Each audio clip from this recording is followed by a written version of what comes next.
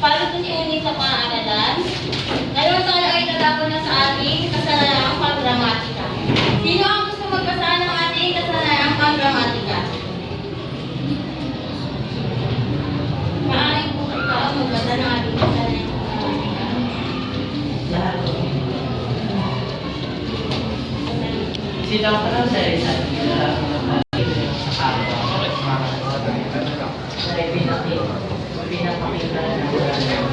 Anaya lang istika lata. sa pamamagitan ng mga salita. Ay makita ni Rizal ang mahalagan ng karunungan sa pangyayari sa kasinigatan sa pagbabago ng Ngayon kung kayo ay may sasalita sa ating kasanayang pang-gramatika, maaari lamang itaas sa inyong kamay. Sino ang gusto sumagot para sa ating unang kasanayang pang-gramatika?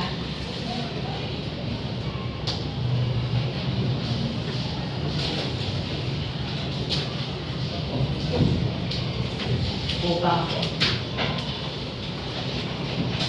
Tama ang unang ating kasanayang pang-gramatika. Ang tamang sagot ay upang. Hindi siya pwedeng para, hindi rin siya pwedeng subalit dahil ang tamang sagot dito ay upang. Kasi kung itong dalawa ay gagamitin natin, hindi siya gaano magtutugma. Hindi siya gaano magtutugma. Yung pangalawa, sino ang gusto magsagot? Tama. Yung panghuli, sino ang gusto sumagot?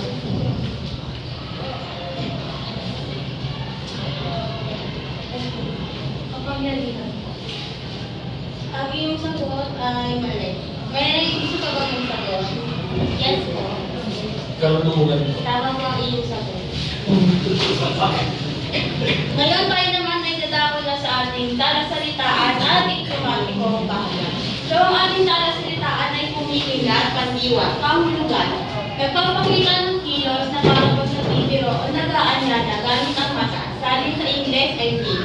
Pagmamadali, pandiwa, kahulugan, gumalaw na mabilis dahil may kinakailangan o deadline. Sabi sa Ingles ay hurry. Pangalipusta, pangalan, kahulugan. Pandilibak o pagmamaliit sa iba. Sabi sa English, insulting or guilty. Idiomatikong kahayag.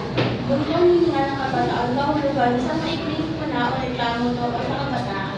Sabi sa English, youth style or youth complaint. So ito ang ating halimbawa ng kahulugan. Umindat ang binata sa kanyang kaibigan bilang kumbiro habang nagmamadali ng matapos ang kanilang proyekto. Ngunit dahil sa pang-aalimutan ng ilan sa kanilang mga klase, napapuntong hininga ang kabataan sa hindi makatarungang pagtrato sa kapwa. Kung ibibigyan ko kayo ng isang minuto para makapag-isip sa inyong halimbawa pangungusap gamit ang tarang salitaan ng diplomatikong kahayag. So ang inyong mga puntos ay ilalagay nyo na lamang sa inyong mga notebook. Pag ang tarang salitaan ng diplomatikong kahayag ay lahat yan ay ginamit nyo, kayo ay may 5 puntos. Pero kung isa lamang ang inyong ginamit, kayo nakakakuha lamang ng 3 puntos. So kung kayo ay may sagot na, maaari lamang magtaas ng kamay.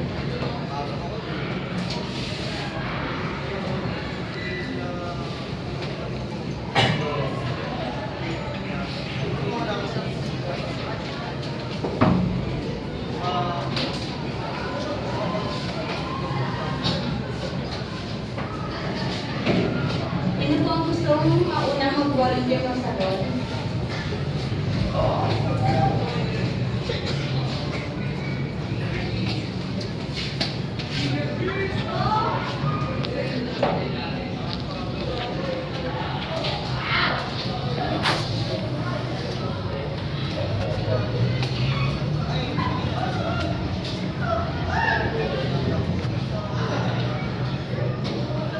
Kung wala gusto magsagot, ako na lamang ang pipili na magsasagot ng ating nalasalitaan at itiwating pangalan. Pwede po ba kayo ang magsagot ng ating nalasalitaan at itiwating pangalan?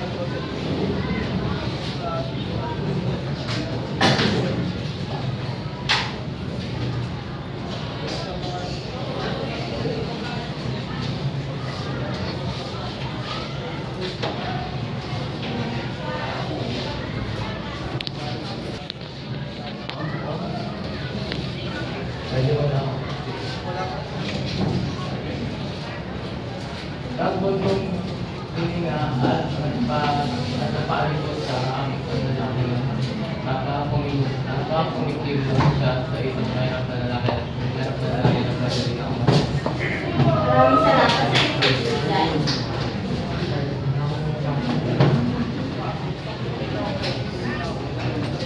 tayo ay tatapon na sa ating motivasyon. Ang ating motivasyon na ito ay kakanta. Dahil ako ay magbibigay sa inyo ng 3 larawan, ito ay may kasamang description ng isang karakter. So ngayon, ang description ng karakter ay babanggitin ko kung sino yung mga karakter na yung mga karakter. So ngayon, ang mangyayari is, meron ko ba sa inyo ang may joke?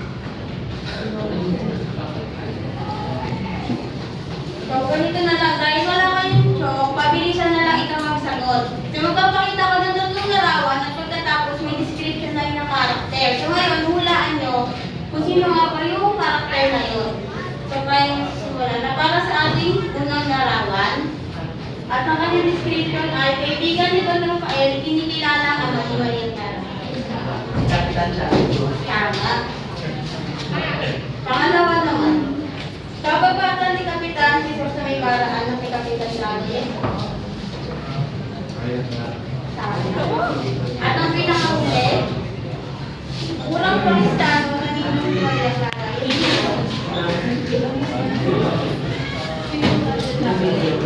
maraming salamat din. So ngayon tayo ay tatapon na sa ating layunin. Masuriang halagaan, hindi aking nakataan. Kapahalagaan ng mga pangyayari, kapahalagaan sa tingin tayo. Makalikha na makabiwang output sa kabanata sa inyo. Sino po ang gusto magbasa? Magtaas lang po naman.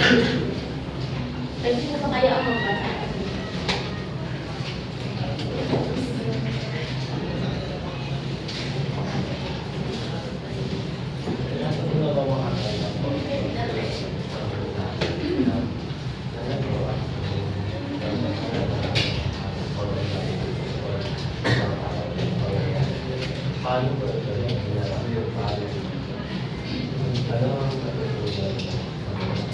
Ngayon kung kayo ay may sagot na, maaari lamang magtaas ng kamay. Dito yung kayo na 1 minuto para makapag-isip ng inyong sagot. Kung may sagot na, maaari lamang magtaas ng kamay.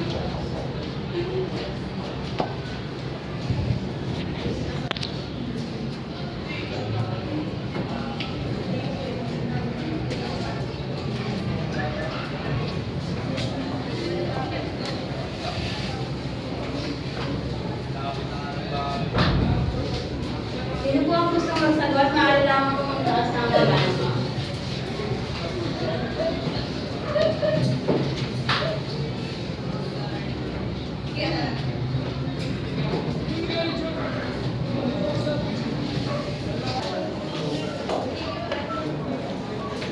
Pwede po ba ang magsagot ay si Erickson? Naranasan mo na ba makatagal mo po sa isang mensahe ng bukas ng mahalagang kaguluhan ng pagdadami tungkol sa isang tao o pangyayari? Paano mo ito natutulungan ng dahil ito? Kung po tayo nakagawa ng mali, madalas po ang nakakatama pong gawin ay magpasensya po. So, natutulong ko po, pagbigay ng mensahe, pagsusoli ko o pag-apologize sa isang tao, natutulong ko rin ito mula sa aming mga magulang na alugatan. Yun lang po. Nagpapahusay. Sino ba ang gusto magbahagi? Wala na magbabahagi. Ngayon tayo ay tatapon na sa ating aralin. Ang ating aralin para sa araw na ito, ang Kabanata 28 na sinulat ni Dr. Rizal. Ang title ng kabanata na ito ay Isang Sulat. Mari po gawain upang magbasa. Ang pagdiriwang ng pista sa San Diego ay naghala sa kahayagan sa buong Maynila. Ito ay para sa kapakanan ng mga pambabasa ng banyaga na gusto mapatid ang paraan na pagdaraos ng mga dito ang sinasabi. Panamahalaan ng mga umaring Franciscano ang marangal at malinig na pagdaraos ng pista sa San Diego. Napakaraming tao ang nagsigaw. Lumagsa ang mga Egypt at mga Indiong nanggaling sa iba't ibang bayan. Kabilang sa mga kilalang tao dumalo ang tatlong paring Austino ng Batangas, dalawang paring Dominico na ang isa'y Matungko at kalangarangan na si Padre Fernando de la Sina at ang bando ng mayayakang Kagilong kanang Cavite, Batangas, Pampanga, naroon ang mga Kastilang na nilalala. Maraming banda, maraming banda ng Mexico, maraming mga kapagawa at Pilipinas. Sinubuan ng dalawang banda ng Mexico na kasama ang mga kamagyahinan at maraming tao ang mura para sa isang masarap at masaganang kapunan ihanda ng Hermano Leo. Pagkatapos nito, pumunta sila sa tahanan ng mayaman at relihiyoso si Don Santiago de los Santos. Malaki ang kasalanan ang Atlantic. Sa tahanan nito, nakasasab ng tunay na kagandahan loob ng mabuting paglaw ng isang sitio. Sinundo sa tahanan nito sina Padre Damaso Vergaragas, Padre Bernardo Sulvi, Padre Hernando de la Silva, Sibila, ang bantog ng tulad ng kanaunan at ibang pang-tanyag na Kastila. Naging mapalad silang mga kaupang palad at mga hangaan ang magandang anak ni Don Santiago. So, sa Kabanata 28, sa isang sulat, kumikita natin dito ang pagdiriwang o pista sa San Diego. Alam na natin ang pista, ano nga ba pag ginagawa pag pista, maraming mga kainan, kanya-kanya silang naghahanda sa bahay nila, tas ikaw, pwede kang dumalo sa bahay ng kaibigan mo, at yung kaibigan mo naman ay dadalo sa bahay mo. Meron ding mga musika, meron nagtatanghal, meron mga dula, at meron din naman kumakanta. So yung dula nila, ang dula nila kasi is may stage din sa gitna, so yung stage na yung sa gitna, tapos nasa harapan, is yun yung mga importanteng tao, tapos yung nasa likod naman, yun na lamang ay yung mga bisita, kapitbahay mo, kamag-anak mo. So nakita natin dito na meron ding mga pagputo at wikis. Alam mo, kasi ang ano natin ngayon, ang pesta natin ngayon, kakaiba na. Kung sa kanila kasi, ang pesta nila ay merong mga dula, merong mga nagsusugal, maraming nagtatangal. Ang pesta natin na yun ay puro palaro. May mga inuman sa kapitbahay, mga kantahan, yung mga sayawan, maraming mga palaro. Pero wala na tayong makikita gaano sa mga piyesta na nagsusugal. Sa ibang lugar, may mga piyesta pa rin naman na nagsusugal. Pero sa iba naman, ay normal na lamang na piyesta na nagkakantahan, nagsasayawan, nag-inuman, may mga palaro.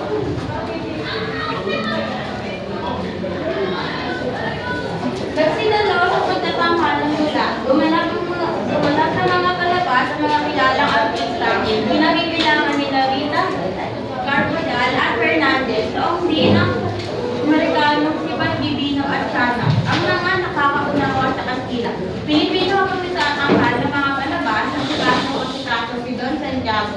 Ang mga paunahan nagdulot siya ng iba't ibang inuwi na sari-saring palamig. Sa palabas ay napansin ang di paglaro ni Ginoong Crisostom Ibarra na namahala sa pagtalagay ng panukalang bato sa bahay ng paalan. Ipinatay na ito malapit pinagtataka ng lahat. So, pinagtataka ng lahat, bakit nga ba wala si Crisostomo Ibarra? Sa tingin niya, bakit wala si Crisostomo Ibarra sa araw ng fiesta? Ano ang inyong mga opinion kung bakit wala si Crisostomo Ibarra sa araw ng fiesta?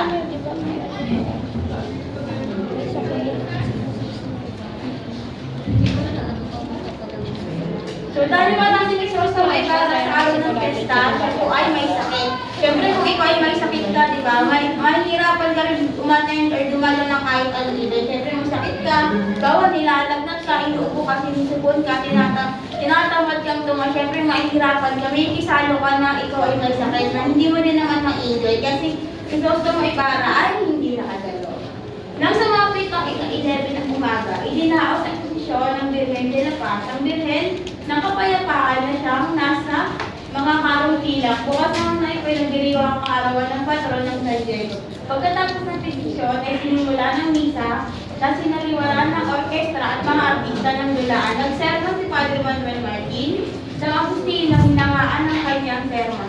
Sa silong ng kumbento ay nagpamerenda ang humano mayor na nagpainam at nagpatakbo kay Padre Salve. Doon yung sumapit na ika-11, ito na yung dinadaos nila, yung prosesyon ni Birhen de la Paz at sa kasunod naman na araw na yon ang patron ng San Diego. So, alam naman natin pag-prosesyon, ito ay naglalakad sila, nilalakad nila yung mga birhen, yung mga santo, nilalagay nila ng pailaw, nilalagay nila ng mga bulaklak, nilalagay nila ng siyempre sa prosesyon din na yun, may nagbabantay din doon kasi maraming mga tao ang gustong umakyat, may mga taong gustong maghagis ng banyo para papunasan doon sa birhen. Yung iba naman ay nagtatakang umakyat. Kaya sa prosesyon, may kita talaga ang daming ibang mga na-aksidente or nagkakasakit sila dahil sa prosesyon kasi gusto nila na maambulan sila or mabigyan sila ng gabay at blessing mula sa imahe ng Birhen de la Paz at patron ng San Diego. Nagpakain si Don Santiago, pinakamalamahal at pinakamasaya ang sayawan. Idinako sa kanya nangalan. Doon muling hinahangan ng lahat ng kanilangan ni Maria Clara na tawang gabi mestiza at batbat ng mga hiyas ng brilyante. Mamayang gabi ay magpapasisyon muli at sa peltang September, araw ng pizza ay magdaraos muli ng posisyon. Isang ilang bilang pinadala ni Kapitan Martin Torres sa kanyang kaibigan o Luis Chico. Ito ang inalahat ng iyan. So may kita natin dito na talagang hinahangaan nila si Maria Clara. Or kahit ang nakapatid ni Maria Clara, dahil si Maria Clara ay isang dalagang Pilipinas. Siya ay maayos magsuot, maayos manumit, maayos ang kanyang kultura. Siya ay mahinhin o tinatawag natin itong modest na hindi mo siya may kitaan na parang kahit anong kakulitan or mga kasamaan sa pangitan ng ugali. May kita niyo sila kung pumunta kayo sa loob ng bahay nila. May kita niyo, kakapatid nila ang gaganda ng suot nila. Lagi silang nakapustura and lagi silang nakapustura. Hibis kita man or wala, maayos sila lagi, manamay. Kasi alam natin ang damit nila ay mga makakapal. Maraming nakapatong sa taas at sa baba nila. Kaya kung ang suot din nila ay talaga maayos.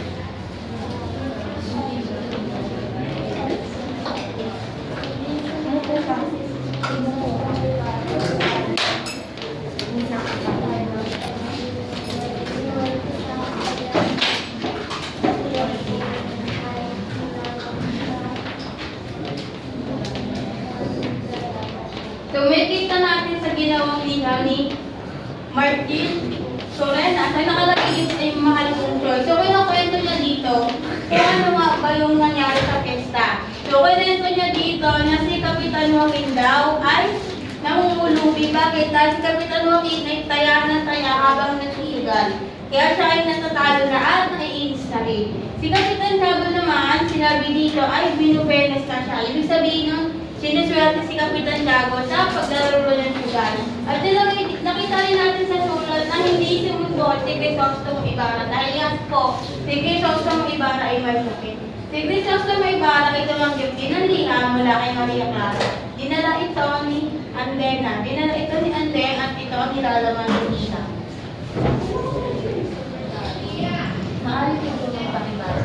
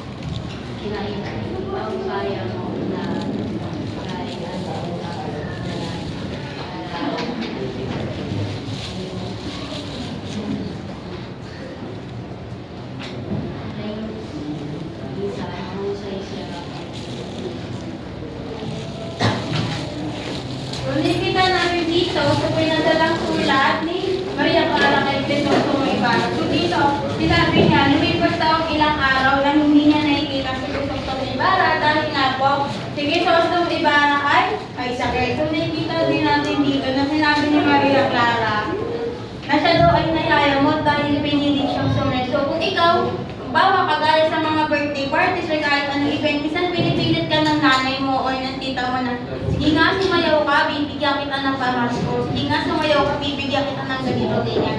So dito, nayamot si Maria Clara dahil ayaw niya sumayaw. Buti na lamang dapat kinausap ka ni Padre Damaso, kaya yung pagkayamot sa kanya wala. So kahit na paano yung pagkayamot niya o yung pagkainit niya o yung pagkainis niya ay napalitan kahit pa paano ng konting saya dahil kinausap na siya ni Padre Damaso. Nakita rin natin dito na sinabi na ipaubaya mo na lang kay Andre ang paggagawa ng iyong mahusay ka sa kasi inyong katulad. So sinabi din dito ni Maria Clara na kay Andre mo na lamang ipagawa ang iyong tsaa. Dahil ayaw, sinasabi dito ng Maria Clara na mas masarap gumawa ng tsaa si Andre kaysa sa mga katulad nito. Siguro yung ginagawa ng mga katulad niya na ay hindi masarap, halimbawa mapait or sobrang tamis or hindi naman iba yung lahat. Siguro yung tsaa talaga ni Andre ay meron siguro specialty or meron siguro nilalagay para yung tsaa sa mga. Alam naman natin ng mga tsaa is may mapait yan. Ito ang iba, nilalagay nila ng kaunting asukal, nilalagay nila ng honey, or meron silang mga nilalagay na alternative para sumarap. Pero since tayo, hindi pa naman gaano uso sa kanila yung iba't ibang klase ng mga tsaa or yung iba't ibang alternative way, kaya nag-stick lamang sila doon sa original na tsaa. Kaya tayo naman ay dadako na sa ating pagkilala sa ating may akta. Ang ating may akta ay si Jose Protasio Rizal Mercado Y. Alonso Yolanda or mas kinikilala natin si Dr. Jose Rizal. So ito ang totoong pangalan ni Dr. Jose Rizal. Ganyan po siya kahaba.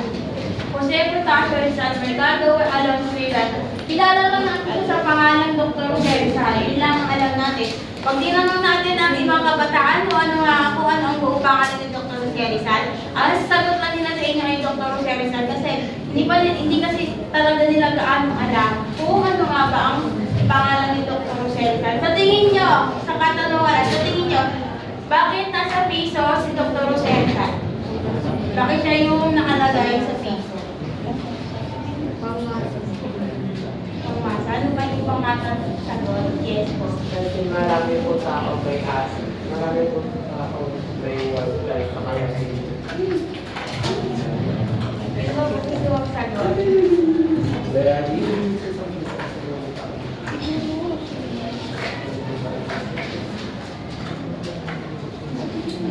So para sa akin, ang sagot ko doon, siguro kaya nasa piso si Dr. Rochelle Rizal ay para mas or matandaan ng mga bata. Kasi alam naman natin ngayon tayo ay nasa first century na.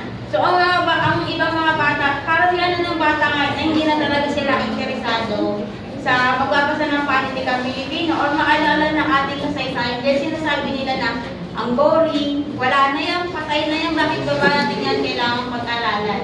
Kasi narinig niya, sinasabi din nila na, ano naman meron sa kanya, sino ba? Hindi naman siya sikat, like, hindi naman siya vlogger, hindi naman siya social media influencer, parang, kasi siguro kaya siya nasa piso, parang mas madali siyang mas matandaan at mas maalala ng mga tao. Siguro kaya wala din siya sa paper bills ay dahil siguro iba yung pinilagay nila doon. Kasi siguro piniso nila. Kasi dati yun lang naman talaga, yun kasi talaga ang kanilang pera noon. Piso, kukunting papel, kukunting mga papel lang. Like, may kita naman din sa atin na yung piso ay talagang malaki talaga yun. Tapos ngayon nakita naman natin siya na talagang malita na. Siguro kaya siya nasa piso para mas mabigyan siguro siya na importansya at mas madali siguro siya makilala ng mga bata. Sino ba ang gusto magbasa? Mamahagin sa pagpapabasa.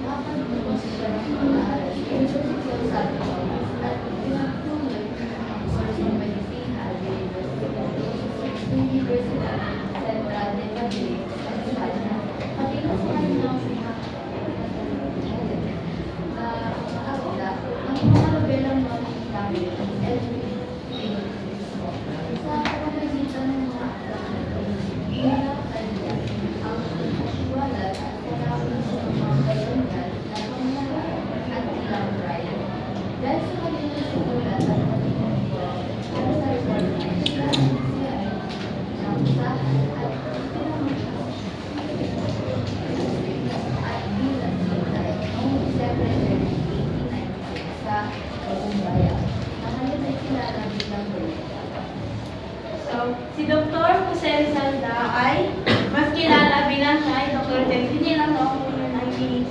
So ito ay isa lamang sumubuo dahil ito may kita natin kung ano lamang yung kung saan siya pinanganak, kung saan nakatira, kung ano yung mga sinulat niya, ano yung mga tatapos niya, and syempre kung saan di siya namatay. So ito ay pwede rin nyo rin itong makita kung kayo ay may libro ng Lives and Works of Dr. Jose Rizalda. So ito ay doon siya mismo nagaling. Pinakita dito yung sa kanyang mga pinakatanyag at sikat sa kanyang sinulat na Noli Me Tangere at El Pilibutri. Ang tawag sa Noli Me Tangere ay Noli Me Tangere, may kasunod pa siyang Dutch minute. Yes po.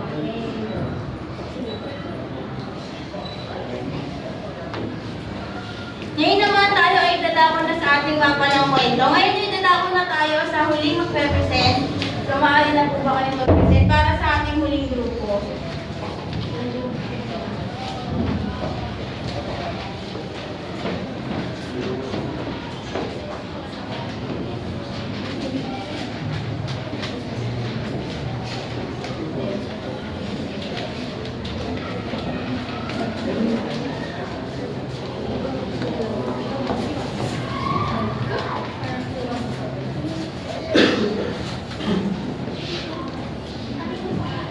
Ang pamagat ng ating kwento ay Noli Me Tangere.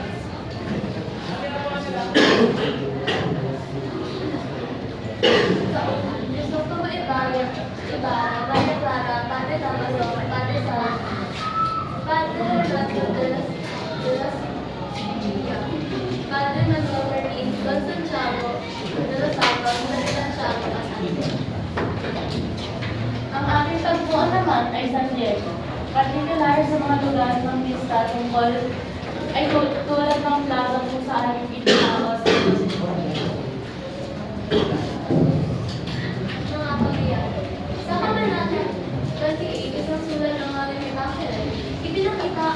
ng pagdiriwang ng pista sa San Diego.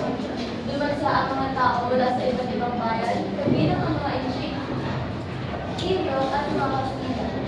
Nagkaroon ng posisyon, isang ulaan at sayawan sa tahanan dito sa Santiago de los Alamos na ipinakita ang kagandahang loob at kalilagan ng mga Pilipino. Samantala, hindi dumalo si Crisóstomo Ibarra sa pista dahil ng pagtatakad ng marami. Tumanggap siya ng ihabala kay Maria Clara na nag-aalala sa kanyang kalagayan at nagpapahayag ng kanyang lalaki. Mayroon lumihang si Kapitan Martin Aristorenas na nagtatuloy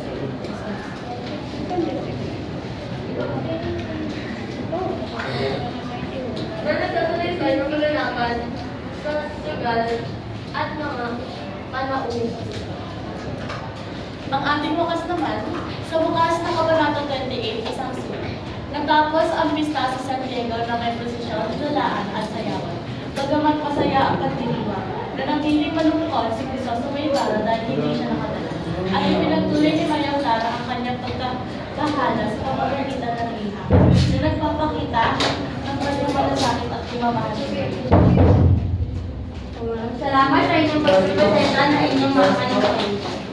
Ngayon nakita naman natin lahat na nagpresenta ng mapa ng kwento. Grabe, napakahusay ng inyong mga ginawa at talaga naman naiintindihan niyo ang ating kabanata dahil yan binigay niyo ang sarili niyo ng palakpak.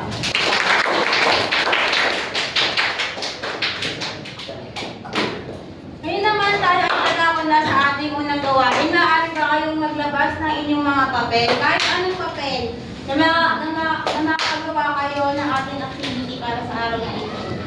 So, ang ating layunin para sa araw na ito ay naipapaliwanag ang kahalagahan ng liham bilang paraan ng komunikasyon.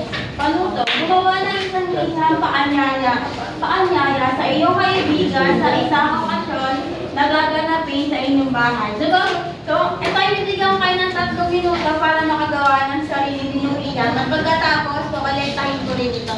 So, ang sabi dito ay gumawa ng isang liham para sa inyong kaibigan. So, halimbawa natin dito, pwede nyo ilagay, mahal kong Ana, or mahal kong kaibigan. Pwede nyo tamang simulan ng, kamusta ka na, ikay aking hindi nakikita. Maaari ba kitang imbitahan sa inyong bahay? So, maikli naman yung gagawin nyo na isang liham, pwedeng isa hanggang 3 sentence lamang. So, dito kayo na rin bahala kung gusto nyo ilagay yung pangalan nyo, or kung ano yung gusto nyo ilagay. Kung ano gusto nyo ilagay, ibigyan kayo ng 3 minuto para makapagsilan ng sarili ninyong liham paanyaya sa inyong kaibigan. At pag natapos na kayo, maaaring kukolektahin nyo na lamang o ilagay nyo na lamang dito sa table.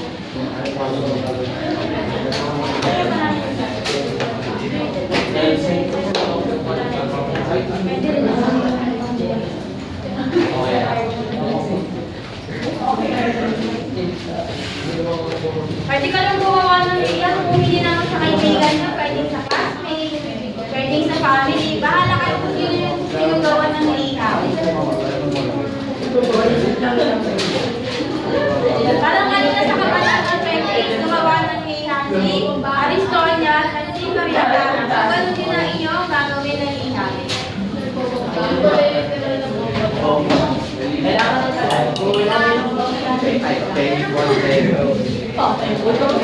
So, maaari po munang manahimik ang lahat para makapag-focus po tayo sa ating gagawin aktibidad.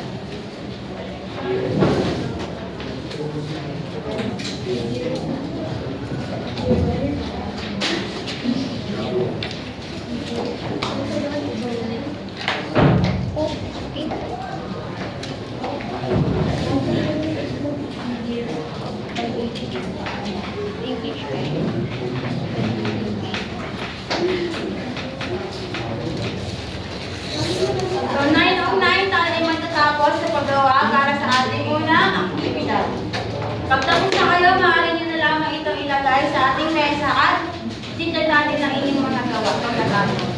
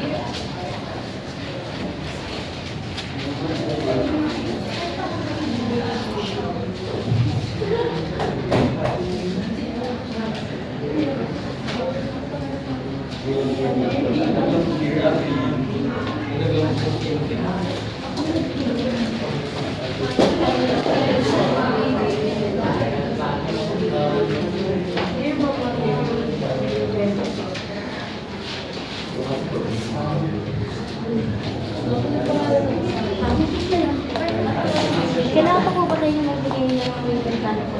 Focus ko pakita to. Kaso chair, bakit ngayon kaya nag-open tayo?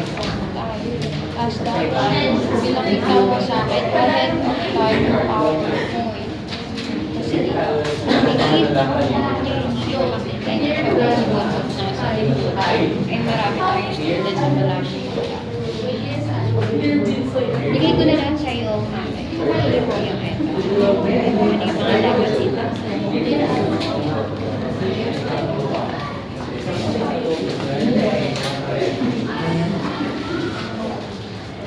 Kung ngayon tapos o hindi tapos, maaari nyo nang ilagay dito sa ating mesa ang inyong mga nagawang linang.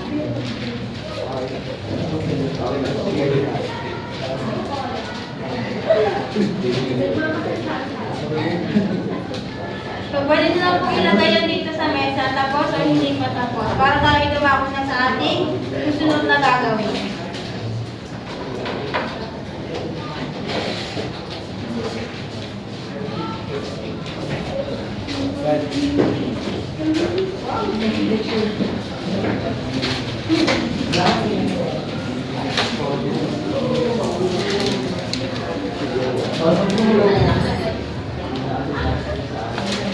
Pero ito kung ba magpapasa,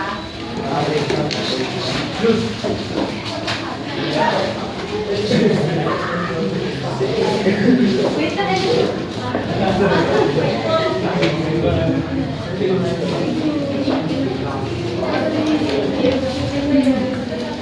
So ngayon, tayo ay dadako na sa ating susunod na gawain. Pero bago pa magpapasa sa inyong mga gawa,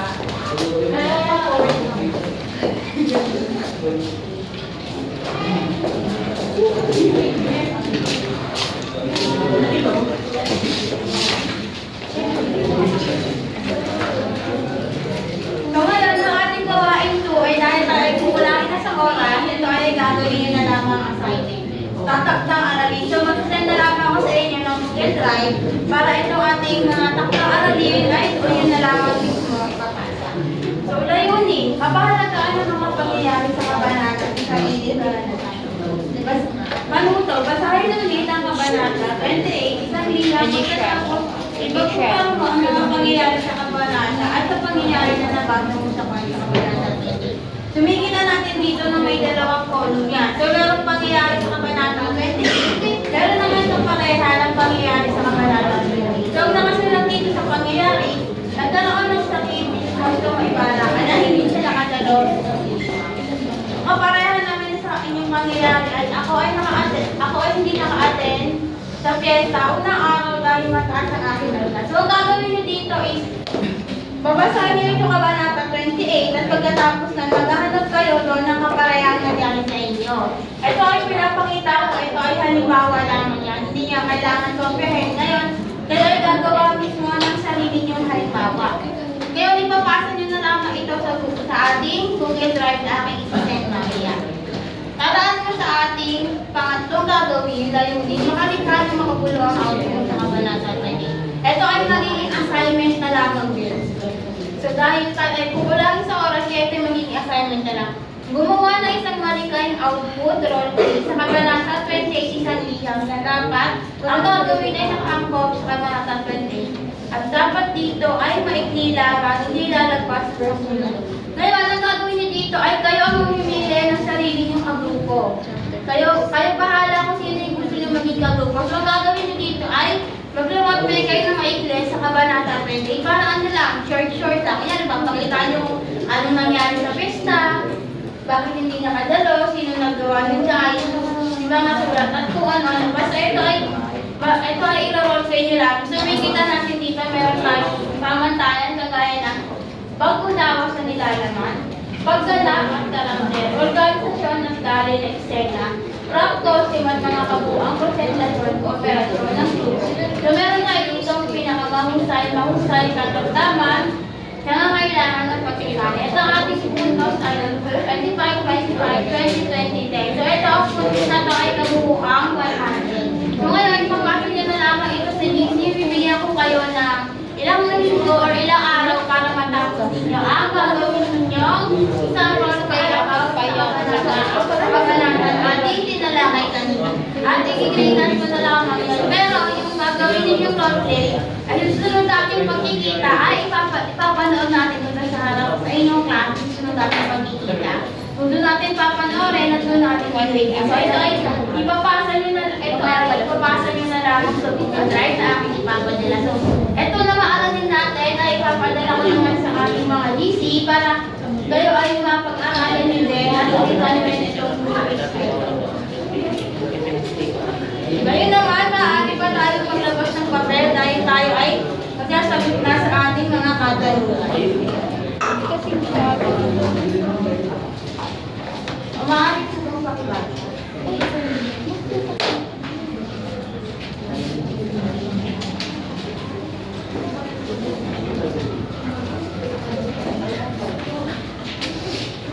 Hanapin sa akin. Kasi po lugar na mga sila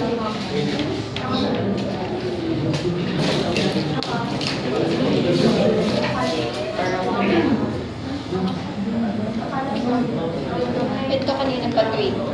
Upo ka doon.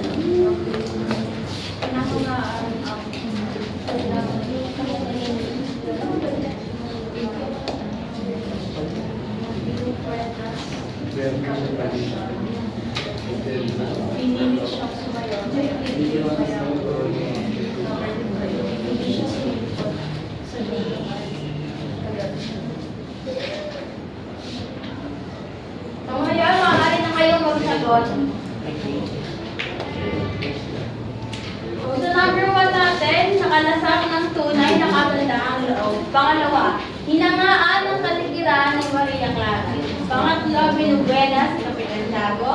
Pang-apat, pinilit siyang sumayaw kaya alamot. Pang-lima, hindi niya tumipot sa gulaan ng gabi. So ang mga nakasalungkuhin ay nakalasak, kaligiran, binubuenas, malamot, sumipot. At ang nasa halibin naman ay sinuswerte, dumating, kagandahan, nakadama, umalit. Ngayon, bibigyan kayo ng ilang minuto para makapagsulat ng inyong mga sagot.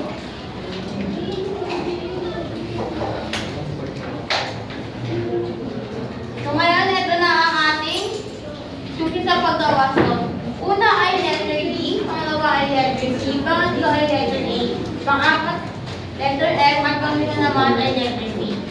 Ngayon naman tayo ay dadako na sa ating classroom. Panuto, piliin ng titik ng tamang sagot. Maaari po sa iba.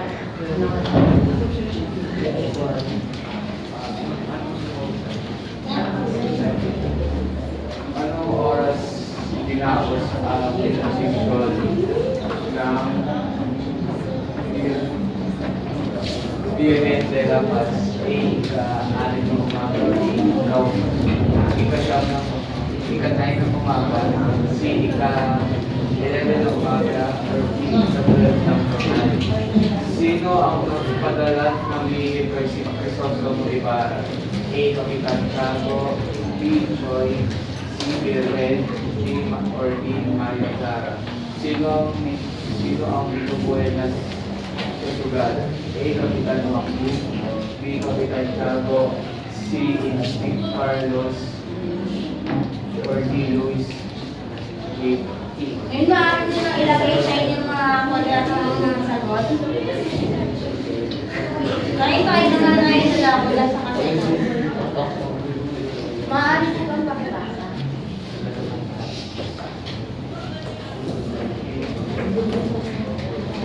Okay lang po. So ngayon tayo naman ay dadako na sa susunod. At ang ating tools na pagkawas ko ay number 1 letter B, 2 D, 3 B, pang-4 ay C, pang-5 ay C, pang-6 ay A, pang-7 ay D, pang-8 ay B, pang-9 ay A, at pang-huli ay letter B. So ngayon bago tayo magtapos, alamin muna natin kung nakatay ba natin sa araw na ito ang ating layunin. Masuri ang kahalagaan ng liyang bilang paraan ng komunikasyon. Nakatay ba natin ang layunin 1? Pangalawa? Pangatlo? So ngayon bago tayo matapos, maaari pa muna kayong tumayo para sa ating huling panalangin.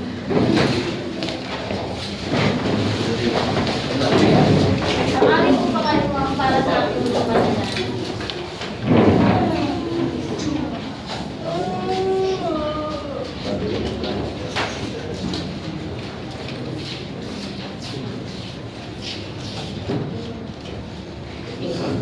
Yun lamang po at maraming salamat. Ang inyong mga takdang aralin ay huwag niyo makalimutan dahil i-check ko yan ko. Kayo nga ba ay nakapagbasa na sa Google Drive?